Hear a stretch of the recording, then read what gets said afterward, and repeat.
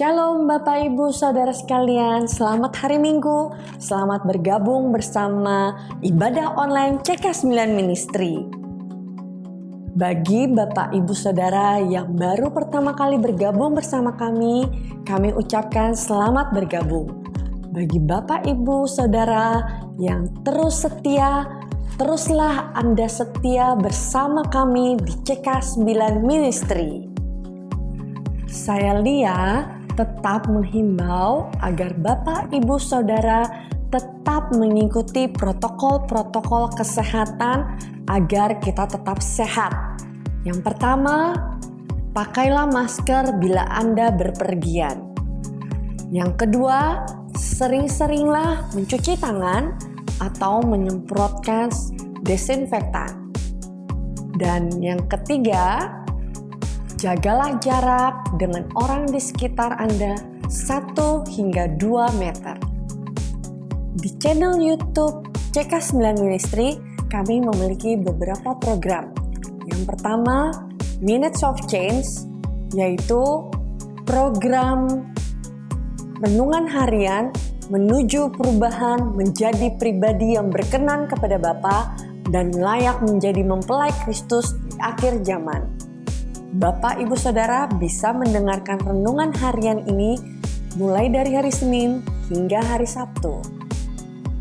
Yang kedua, Miracle Prayer diadakan setiap hari Selasa dan Kamis pada pukul 19 waktu Indonesia Barat. Bagi Bapak, Ibu, Saudara yang membutuhkan permohonan doa, dapat mengirimkan permohonan doa ke nomor hotline service kami di bawah ini, atau menuliskan permohonan doa di kolom komentar. Nanti doa-doa Bapak, Ibu, Saudara akan didoakan oleh pendoa-pendoa kami. Yang ketiga, yaitu CK9 Kids, Transform Kids to be like Christ, yaitu program sekolah minggu yang bisa adik-adik dengarkan setiap hari Minggu. Program kita ingin mengubah setiap adik-adik sekolah minggu untuk menjadi serupa seperti Kristus.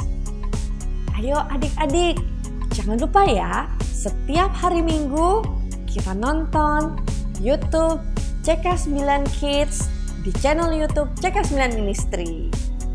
Kami mengajak Bapak, Ibu, Saudara yang belum bergabung dalam KUL, ikutlah bersama kami di KUL Community of Love. Bila Anda berada di daerah Cilincing, kalian bisa menghubungi Bapak Ricci Manaha di 0822 99 89 662. Dan bagi Bapak Ibu Saudara yang berada di daerah Jakarta Garden City, dapat menghubungi Pak John Gulo di nomor 0813 8488 3850. Mari saudara-saudara bersama-sama kita ucapkan pengertian dari Pentakosta ketiga. Apa yang dimaksudkan dengan Pentakosta ketiga? Pentakosta ketiga adalah 1. Pencurahan Roh Kudus yang dahsyat di zaman now melebihi yang terjadi di Azusa Street. 2. Pentakosta ketiga akan mengakibatkan penuaian jiwa yang terbesar. Dan yang terakhir, sebelum Tuhan Yesus datang kembali. 3. Pentakosta ketiga akan membangkitkan generasi Yeremia, yaitu anak-anak muda yang dipenuhi Roh Kudus, cinta mati-matian kepada Tuhan Yesus, tidak kompromi terhadap dosa, dan akan bergerak untuk memenangkan jiwa. Keempat, Pentakosta ketiga lahir di Indonesia dan bergerak ke bangsa-bangsa. Gerakan ini dari timur ke barat dan akan kembali ke Yerusalem. Dan kelima, Pentakosta ketiga akan memberikan kuasa untuk menyelesaikan amanat agung, dan setelah itu Tuhan Yesus datang kembali.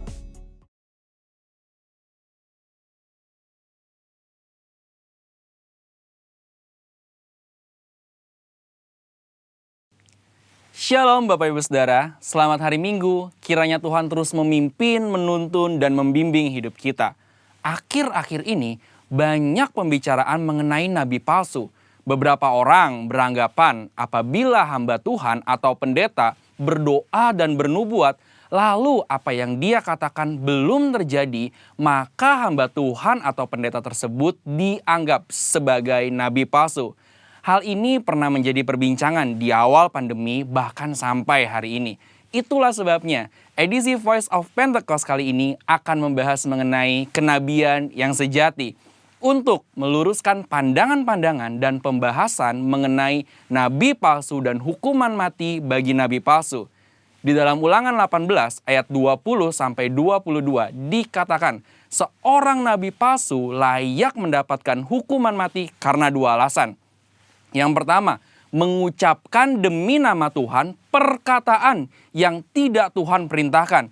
Yang kedua, berkata-kata demi nama Allah lain. Arti yang kedua ini sangat jelas, yaitu secara jelas menggunakan nama Allah lain. Namun, perihal alasan yang pertama, apakah tandanya seseorang mengucapkan demi nama Tuhan sesuatu yang tidak Tuhan perintahkan? Bagaimanakah mengukur perkataan tersebut terjadi atau tidak? Tentu jawabannya adalah menunggu.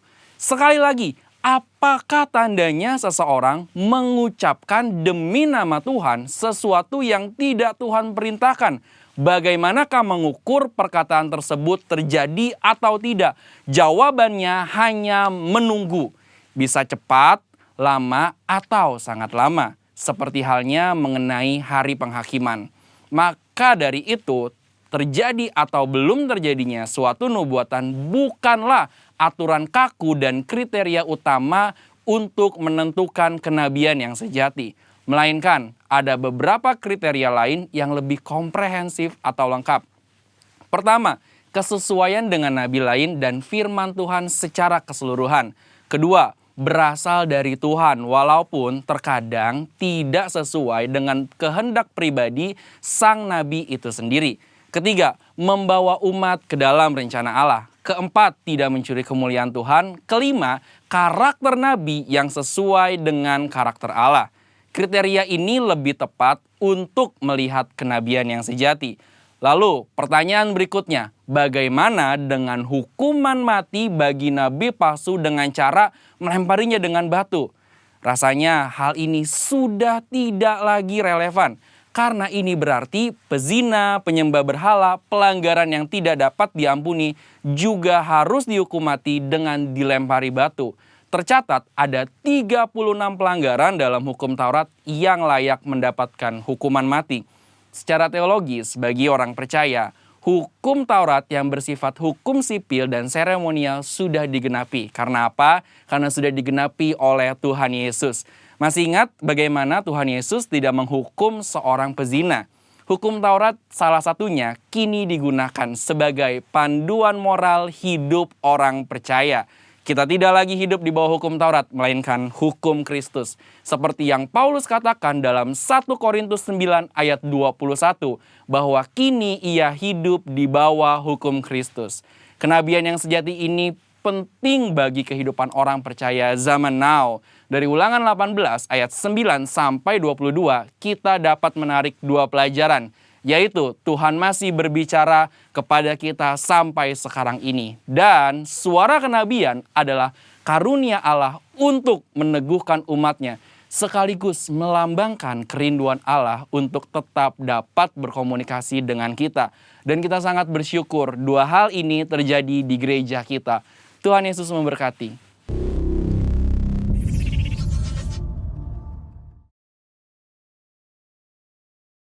Puji nama Tuhan, selamat pagi, shalom. Haleluya. Kita ada pada saat pagi hari ini semua karena kebaikan Tuhan, amin. Mari kita siapkan hati kita sebelum kita menyembah Tuhan, kita satukan hati dan kita berdoa. Satu kerinduan kami datang pagi ini di hadapan-Mu Tuhan. Duduk dalam hadirat-Mu menikmati bait-Mu yang kudus. Menyembah Engkau satu-satunya Tuhan dan Juru Selamat hidup kami. Kasih-Mu yang mempesona hidup kami, membuat kami ada sampai hari ini. Gak ada yang dapat kami banggakan selain kami bangga punya Engkau ya Allah. kami tahu ketika kami menyembah Tuhan, apa yang tak mungkin bagi kami terjadi atas hidup kami ya Tuhan. Biar Roh Kudus-Mu yang memampukan kami melewati hari kami. Sebab kami tahu berjalan bersama Tuhan kemenangan demi kemenangan di pihak kami. Terima kasih Yesus. Kami mau lebih lagi menyembah-Mu Tuhan. Sebab Kau Allah yang layak disembah, Allah yang layak ditinggikan. Kami muliakan nama-Mu Tuhan. Oh Yesus, terima kasih Tuhan. Haleluya. Oh Yesus, kami muliakan nama-Mu.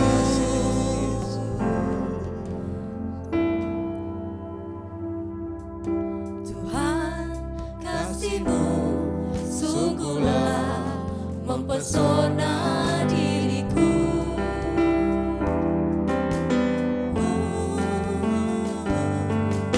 Tuhan, kasih-Mu sungguhlah menggetarkan hatiku.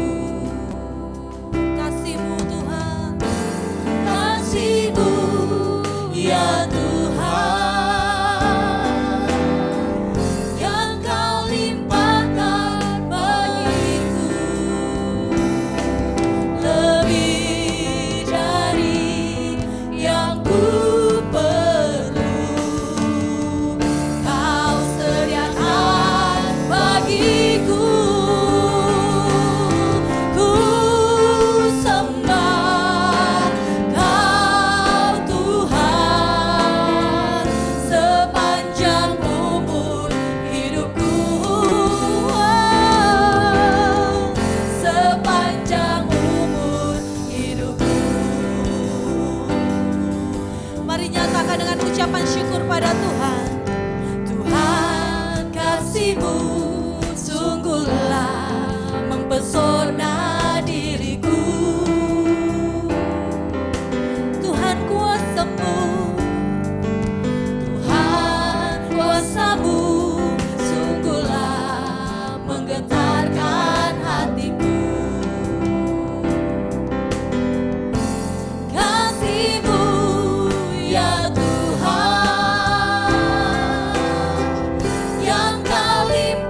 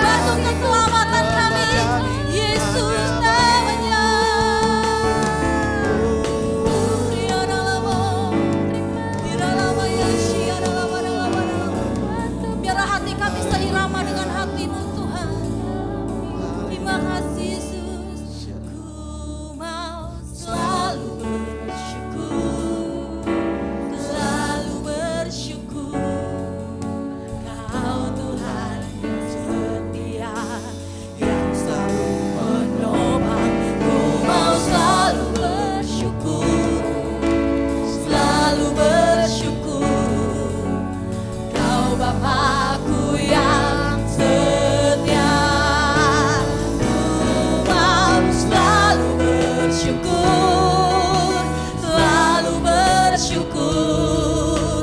Kau Tuhan yang setia, yang selalu. Oleh sebab itu kami bersyukur Tuhan, buat setiap hal yang kau kerjakan bagi hidup kami. Kami selalu bersyukur, Bapakku yang setia. Kedua tanganmu tinggi, engkau yang bersyukur pada hari ini. Engkau yang merasa diberkati pagi hari ini, angkat tanganmu tinggi. Nyatakan dengan segenap hatimu kepada Tuhan, dengan rasa syukurmu yang dalam. Apapun yang terjadi dalam hidup kami hari-hari ini Tuhan, satu hal yang kami tahu, kami mau selalu bersyukur. Ku mau selalu bersyukur, ya Rabbi. Selalu bersyukur.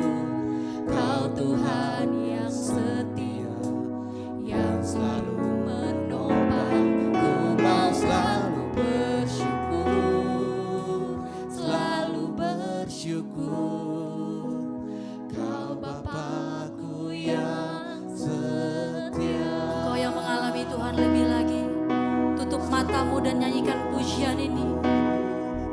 Mau selalu bersyukur. Tutup matamu dan nikmati kebaikan Tuhan. Dari lubuk hatimu yang paling dalam kau nyanyikan pujian ini. Sebab enggak ada kasih lain selain kasih Tuhan. Penyertaan Tuhan yang sempurna membuat kita ada sampai hari ini. Pekerjaan-pekerjaannya yang dinyatakan bagi setiap kita. Ku mau selalu bersyukur. Kalau kau mau teriak, kau teriak. Kalau kau mau menyembah, menyembah. Kau sangat baik Tuhan. Gak ada kata lain Tuhan. Kau Bapakku yang setia. Ku mau selalu bersyukur, selalu bersyukur. Kau Tuhan yang setia. Ku mau selalu bersyukur, selalu bersyukur. Kau Bapakku yang setia. Kau Bapakku yang, sebab hanya Kau Allah kami yang setia. Kau Bapakku yang setia. Mari berikan sorak-sorai buat Tuhan. Haleluya.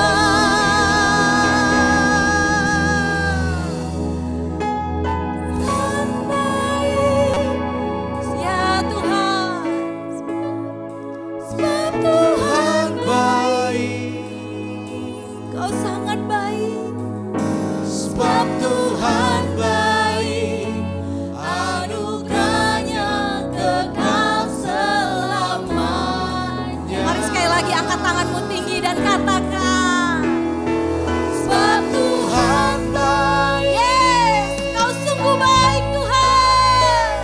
Sebab Tuhan baik di dalam hidup kami.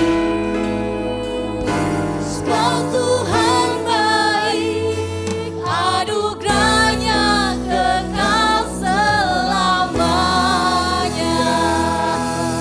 Yang percaya kebaikan Tuhan, sorakan haleluya. Hey, mari masuk gerbangnya Tuhan dengan hati bersyukur. Masuk gerbangnya bersyukur, yeah. Dengan penuh pujian, bersuka di hadiratnya, nyanyi besarkan agung namanya. Puji Dia, tiuplah sangkakala, musik dan tarian, semua makhluk di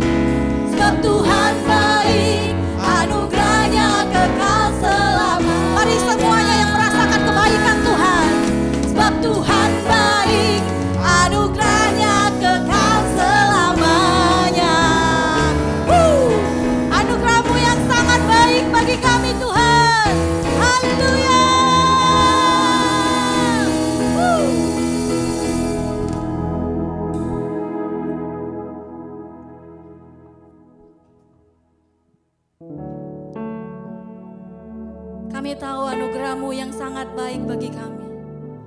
Bahwasanya untuk selama-lamanya kasih setia-Mu Tuhan.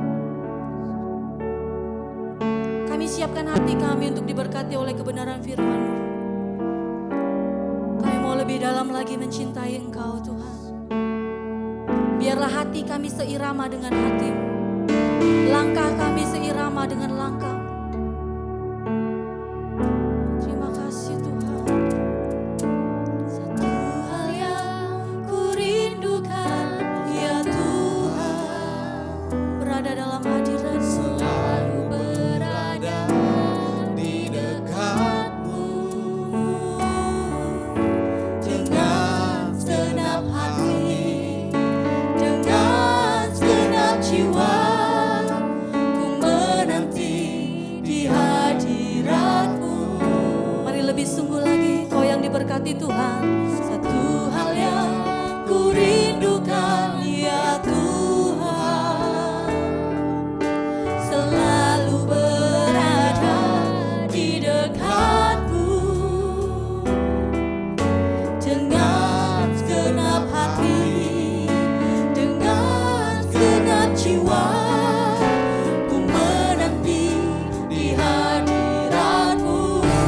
Oleh sebab itu, Lebih dalam lagi ku rindu Kau Tuhan, lebih dari segala yang ada.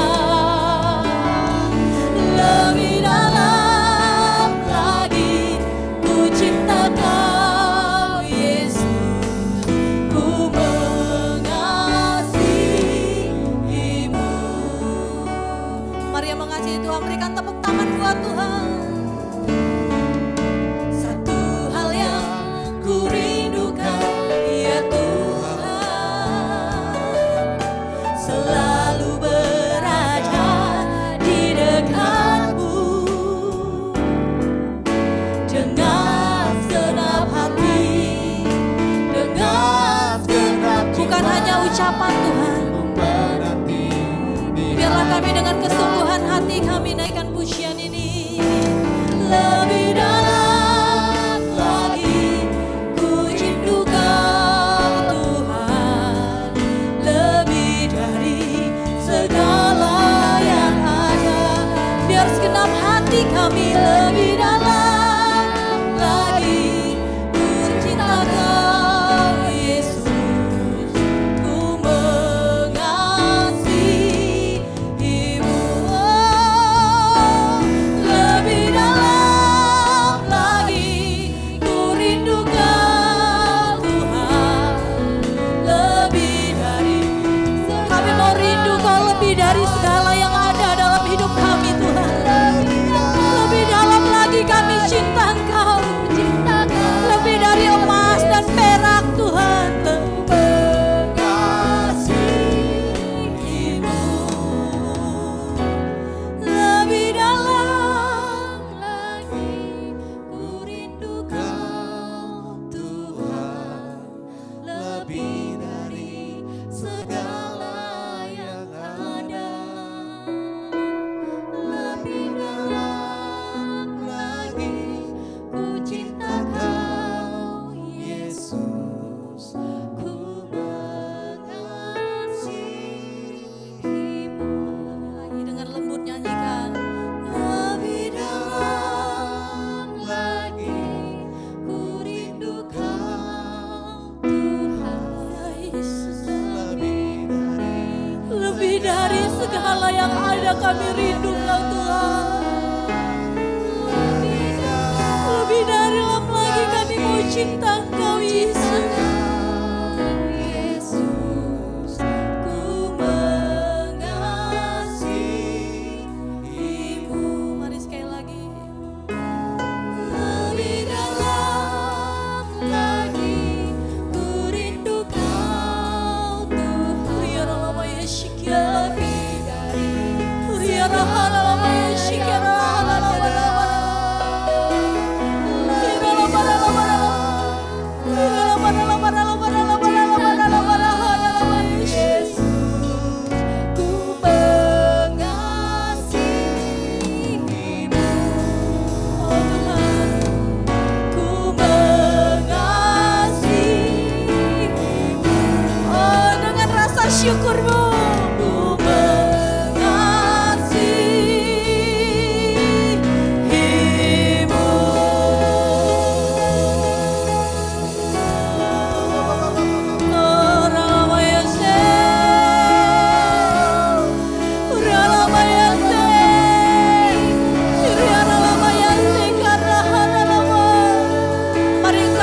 sudah bisa bahasa roh, mari bahasa roh bersama.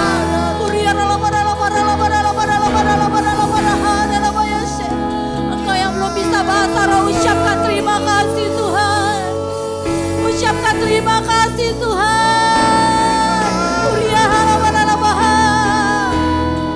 Inara lamaya shikira labaya sate. Uria lamaya shikara halabana laha.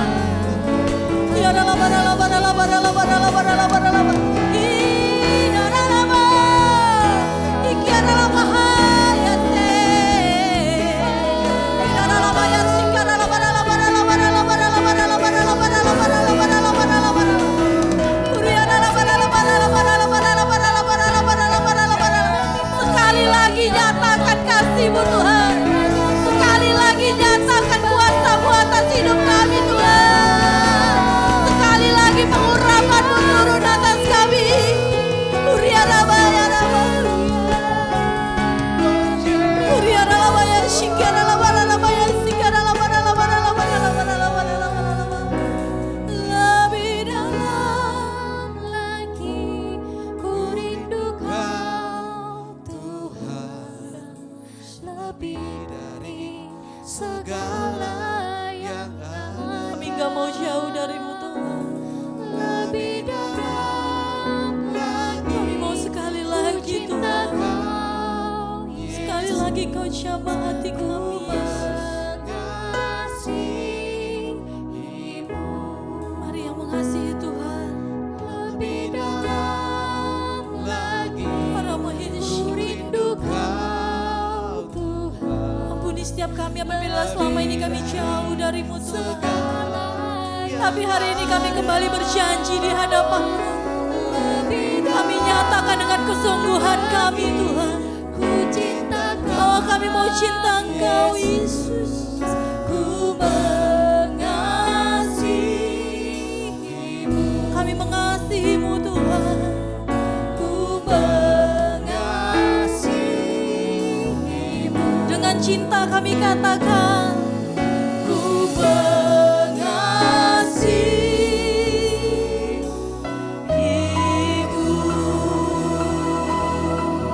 biarlah segala kemuliaan, segala hormat hanya bagi nama-Mu Tuhan. Haleluya.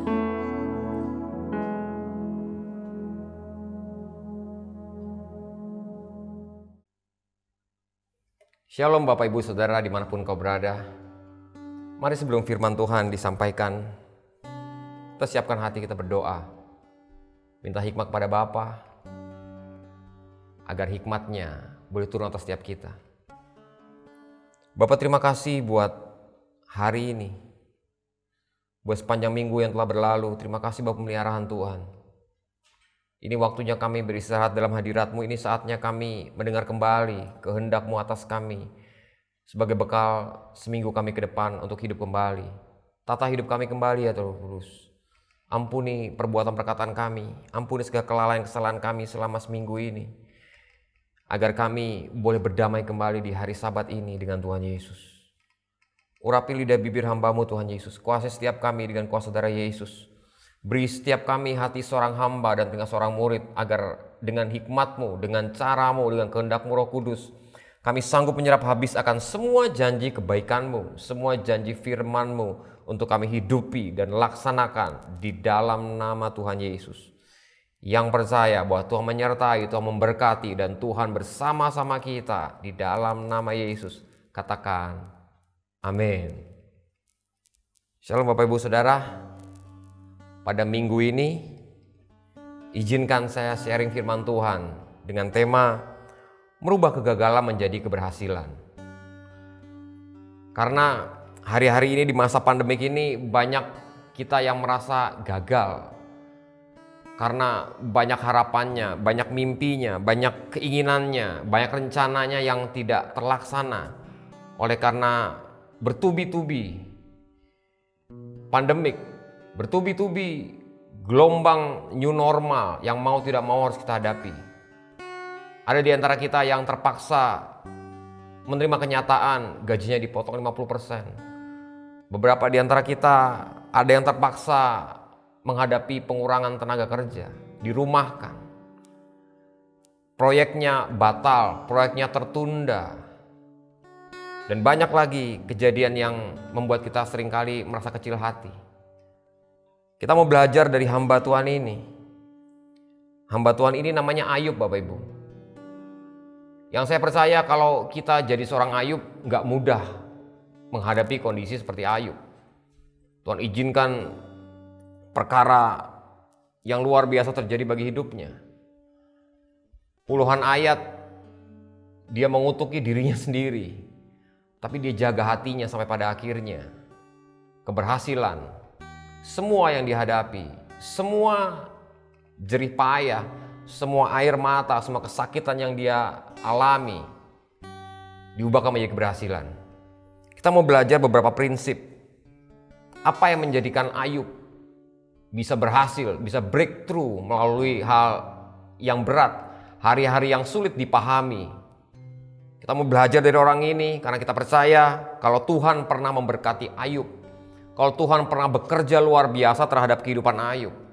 Tuhan yang sama yang kita sembah hari ini pasti melakukannya buat setiap kita. Dimanapun Bapak Ibu berada, yang diperlukan hanyalah iman.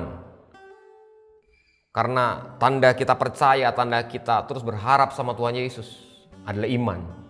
Iman adalah satu-satunya mata uang yang kita pakai untuk menarik apa yang ada di surga turun ke bumi ini, turun menjadi kehidupan nyata buat setiap kehidupan kita. Kita lihat dalam Ayub pasal 1 ayat 7 sampai 10. Di Ayub pasal 7 kita baca sama-sama Bapak Ibu.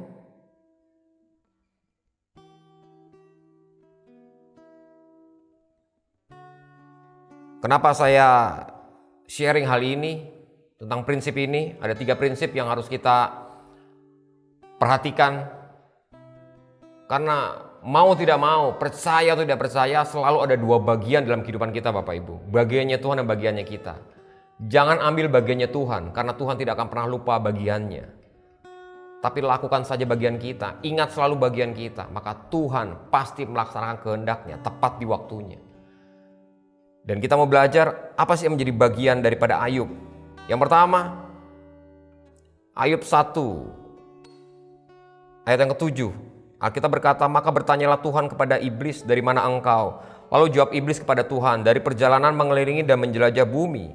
Lalu bertanyalah Tuhan kepada iblis, apakah engkau perhatikan hambaku Ayub? Sebab tiada seorang pun di bumi seperti dia, yang demikian saleh dan jujur, yang takut akan Allah dan menjauhi kejahatan. Nah Bapak Ibu, di sini ternyata Tuhan mempromosikan Ayub, bukan berkata Ayub hambanya yang kaya, Ayub hambanya yang berkelimpahan. Tapi Tuhan memuji Ayub oleh karena karakternya yang saleh dan jujur. Di sini kita melihat kenyataan bahwa ternyata yang Tuhan promosikan di surga bukan harta benda kita. Yang Tuhan promosikan di surga bukan segala keberhasilan kita, tetapi karakter kita. Karena Tuhan tahu harta benda bisa habis, tapi karakter akan membawa kita ke dalam kehidupan yang berbeda di waktu ke depan. Karakter akan membawa kemana arah kehidupan kita. Dan dia tahu Ayub bisa seperti itu karena Ayub saleh dan jujur di mata Allah. Lalu jawab iblis kepada Tuhan.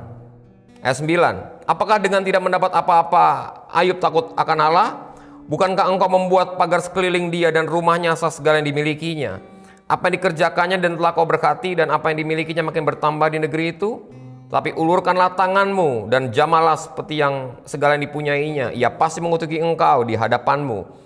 Maka firman Tuhan kepada iblis, nah segala yang dipunyainya ada dalam kuasamu, hanya janganlah engkau mengulurkan tanganmu terhadap dirinya. Kemudian pergilah iblis dari hadapan Tuhan. Nah Bapak Ibu, satu prinsip yang kita mau belajar daripada kenyataan ini. Cerita ini dibuat, mungkin kalau kita lihat sekarang, oh Ayub ternyata ujung-ujungnya bahagia, oh Ayub ujung-ujungnya berhasil. Itu karena kita tahu baca Alkitab. Tapi sadarkah Bapak Ibu, saat itu Ayub gak ngerti apa yang terjadi sama dirinya. Dia merasa gak salah. Dia setia beribadah. Dia baik sama keluarga, dia sayang sama keluarganya. Tapi ternyata ada deal-deal di surga. Ada deal-deal. Kenapa saya bilang di surga? Karena jelas sekali di ayat yang 7 tadi dikatakan begini kan. Ayat ke-6. Pada suatu hari datanglah anak-anak Allah menghadap Tuhan. Jadi ada anak-anak Allah menghadap Tuhan, dan di antara mereka datang juga iblis. Jadi saya terlalu percaya dari konteks ayat ini dibuktikan bahwa ini adalah kondisi di surga, bukan kondisi di bumi, di mana Ayub tidak tahu. Ayub tidak tahu ada deal ini. Ayub tidak tahu ada pembicaraan ini. Tapi Ayub sadar bahwa dalam kehidupannya ada dua alam. Alam yang kelihatan dan alam yang tidak kelihatan. Prinsip yang pertama yang Bapak, Ibu, dan saya harus ketahui dan pahami dan selalu ingat, bahwa dalam kehidupan kita pasti ada dua alam. Alam yang kelihatan, yang kita alami, yang kita kecap, kita nikmati bersama keluarga, bersama teman-teman, aktivitas kita. Dan alam yang tidak kelihatan, yaitu alam yang dimana di surga ada Bapa. Dan di sana di udara juga ada iblis. Juga ada hal-hal yang kita tidak mengerti. Makanya tadi saya bilang kita perlu iman untuk bisa mengerti semua itu. Dan Ayub mengerti itu. Dia punya iman, dia jaga itu. Dia tidak mengutuki Tuhan, dia jaga. Walaupun istrinya nyuruh dia mengutuki Tuhan, dia nggak mengutuki. Kenapa? Karena dia tahu bahwa ada skenario di atas sana yang dia nggak bisa mengerti. Dia nggak mudah untuk mengutuki Tuhan karena dia tahu bahwa Tuhannya adalah Tuhan yang selalu mempunyai rancangan yang penuh dengan damai, yang penuh dengan segala kebaikan, dan membuat segala sesuatu indah di waktunya sendiri, bukan di waktunya Ayub. Karena hal ini Ayub penjaga hidupnya. Karena hal ini Ayub penjaga imannya.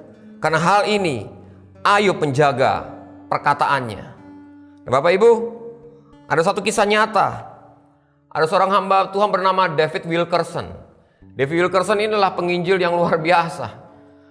Semasa pelayanannya, dia pernah membuat bertobat seorang gembong mafia, gembong narkoba, yang usahanya adalah penjualan alat-alat perang, senjata api, senjata ilegal, segala kejahatan dilakukan oleh orang ini yang bernama Nicky Cruz. Suatu kali ketika dalam pelayanan David Wilkerson, Nicky Cruz dijamah Tuhan. Dan Nicky Cruz, waktu dia dijamah Tuhan, dia bertobat, dia kenal Tuhan, dia beri hidupnya buat Tuhan Yesus. Maka pengikut-pengikutnya tuh bertobat, dan itu heboh. Makanya pernah dibuat film di tahun 90-an dulu waktu saya masih SD atau SMP, itu namanya Run Baby Run. Pemainnya kalau nggak salah itu pemain namanya Eric Estrada yang main chip di zaman tahun-tahun 80 sekian. Nah itu namanya Nicky Cruz. Bapak Ibu, Nicky Cruz bertobat. Dan ini membuat David Wilkerson agak sombong jadinya. Dia merasa hamba Tuhan yang lain tuh kecil. Dia merasa hamba Tuhan yang lain, nggak berarti kalau pelayanan tuh kayak saya dong, bikin orang bertobat. Dia memandang kecil banyak hamba-hamba Tuhan, dia banyak memandang rendah hamba-hamba Tuhan yang punya masalah. Dia pikir ya kamu kurang pelayanan seperti saya sih. Tapi apa yang terjadi? Sekian tahun berlalu, setelah pertobatan Nicky Cruz, anak daripada David Wilkerson yang bernama Rich Wilkerson Jr. kena narkoba. Anak dari hamba Tuhan, anak dari penginjil hebat ini kena narkoba. Dia desperate hebat, dia menyesal betul, dia doa.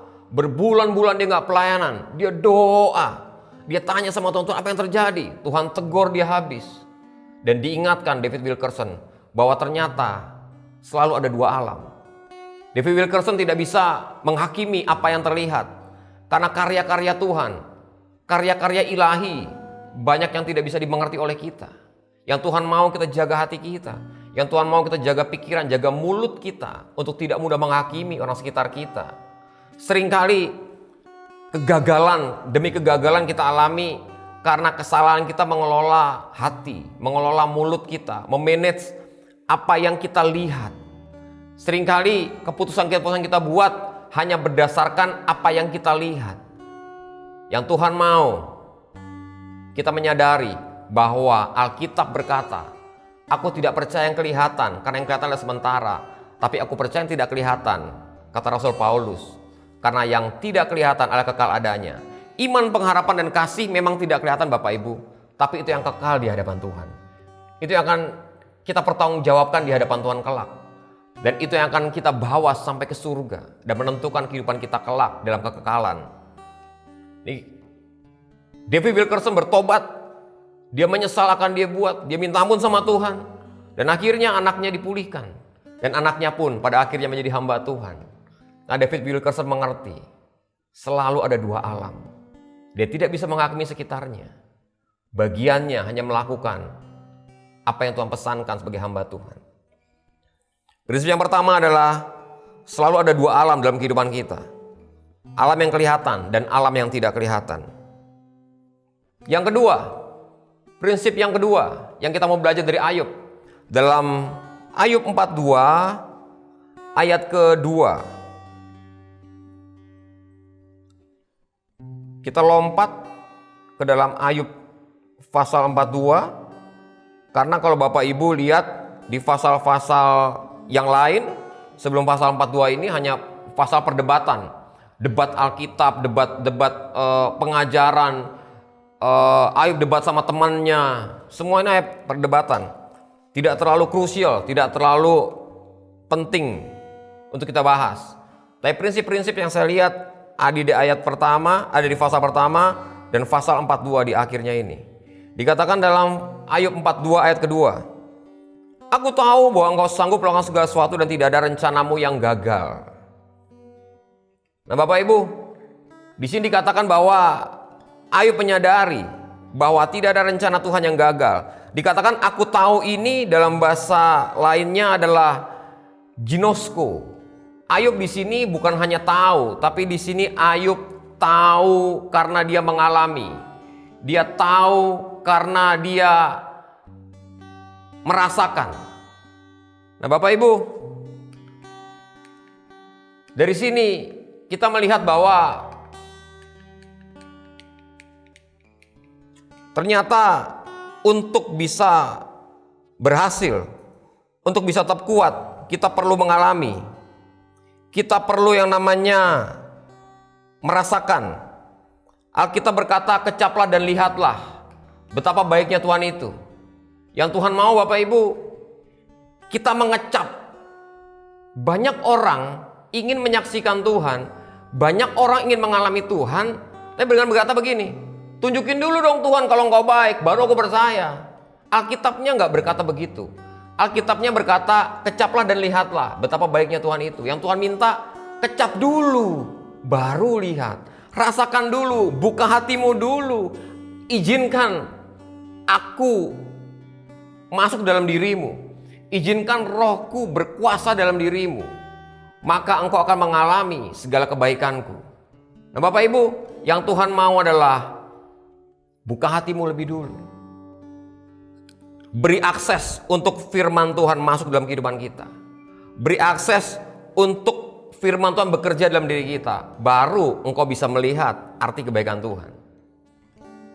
Ayub tahu hal itu. Makanya dia berkata,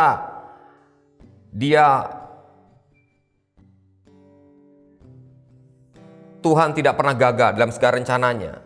Dia sanggup melakukan segala sesuatu karena Tuhannya adalah Tuhan yang berkuasa, Tuhan yang memiliki kedaulatan. Kata Tuhan di sini saya catat ditulis dalam 3 arti. Yang pertama, kata kurios, yaitu penguasa tunggal. Yang kedua, God of Management atau Adonai. Yang ketiga, kata Tuhan di sini ditulis dengan kata despotes yang artinya Tuhan yang berdaulat, tidak akan meninggalkan umatnya. Sekali dia berfirman, dia akan menepati janjinya. Kasih dan kuasanya menjadikan ia mau dan mampu. Banyak waktu kita mengalami kesulitan, kita datang kepada orang. Mungkin orang itu mau, tapi banyak orang tidak mampu. Mungkin ada yang mampu, tapi nggak mau. Tapi Tuhan kita, ya mau dan mampu. Banyak orang hanya mau, dan ada beberapa orang yang hanya mampu. Tuhan kita punya dua-duanya. Dia mau dan dia mampu menolong kita, menjadikan firman-Nya jadi dalam kehidupan kita. Tapi manusia seringkali hanya suka hasil, tapi Tuhan suka proses. Ini bedanya. Tuhan suka proses. Waktu permolosan terjadi ada pendewasaan di sana. Tapi seringkali bertentangan karena kita suka proses. kita seringkali nggak sabar. Dan ini yang membuat pertentangan, yang seringkali membuat pekerjaan Tuhan jadi lama dalam hidup kita. Ayub mengerti betul hal itu. Dia merelakan dirinya dibentuk, dia jaga mulutnya, dia tidak pernah mengutuki Allahnya. Yang ketiga, prinsip yang ketiga, mari kita lihat dalam Ayub 42 ayat yang kelima. Ayub yang kedua, Ayub 42 ayat yang kelima. Alkitab berkata begini, hanya dari kata orang saja aku mendengar tentang engkau, tapi sekarang mataku sendiri memandang engkau. Oleh sebab itu aku mencabut perkataanku dan dengan menyesal aku duduk dalam debu dan abu. Nah Bapak Ibu, perkataan ini dibuat Ayub sebelum dia dipulihkan. Kenapa saya yakin? Karena baru di pasal ke-7 perikopnya berkata keadaan Ayub dipulihkan. Saya percaya perkataan ini mengantar Ayub kepada pemulihan. Saya tidak yakin ayat ke-7 terjadi kalau Ayub berkata berbeda di ayat ke-5 dan 6.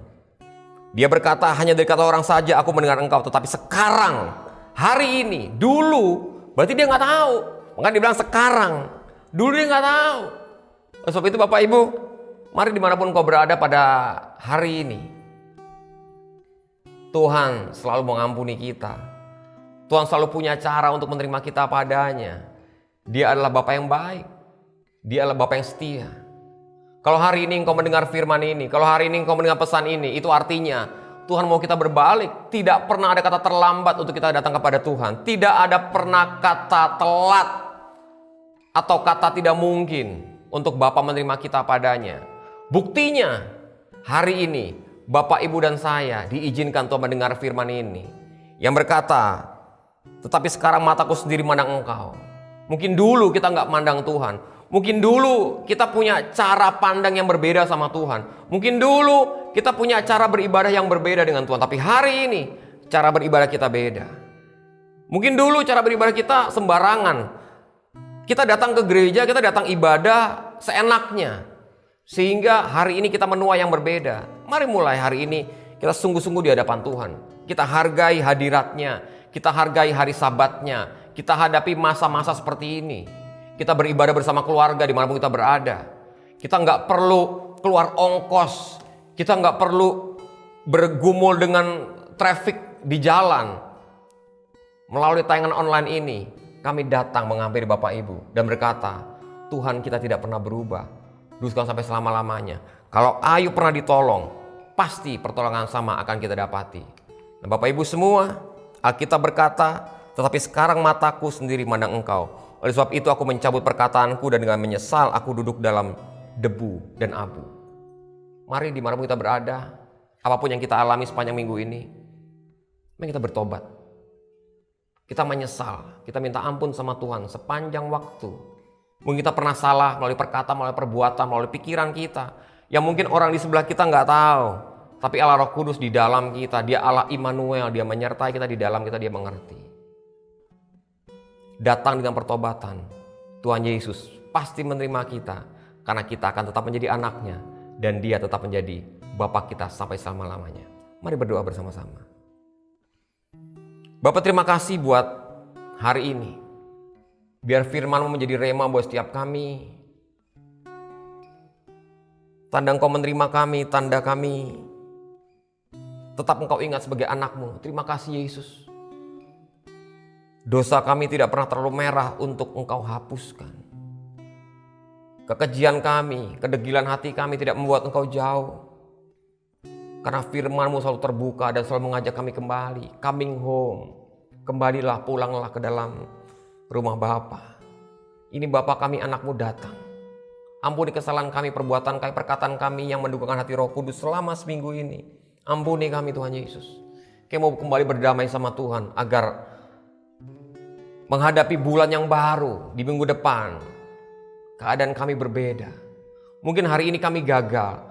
Mungkin hari ini kami merasa tidak mampu. Mungkin hari ini di antara kami ada yang merasa putus asa. Tapi aku tahu dan kami percaya bersama Tuhan Yesus pasti kami sanggup menghadapi semuanya. Dan keberhasilan pasti akan kami dapati. Karena Tuhan pernah menolong Ayub. Tuhan yang sama yang kami sembah saat ini dalam nama Tuhan Yesus. pasti bisa menolong kami. Selama kami menyadari selalu ada dua alam dalam kehidupan kami. Dan selama kami berkata bahwa kami harus mengalami Tuhan. Dan kami yakini bahwa Engkau adalah Tuhan yang berdaulat, Tuhan yang berkuasa. Firman-Mu tidak pernah berubah, dulu sampai lama-lamanya. Terima kasih Bapa, di dalam nama Yesus kami serahkan roh tubuh jiwa kami dalam pimpinan Tuhan. Haleluya. Amin. Kami percaya Bapak Ibu Saudara diberkati dengan pelayanan ibadah online kami hari ini.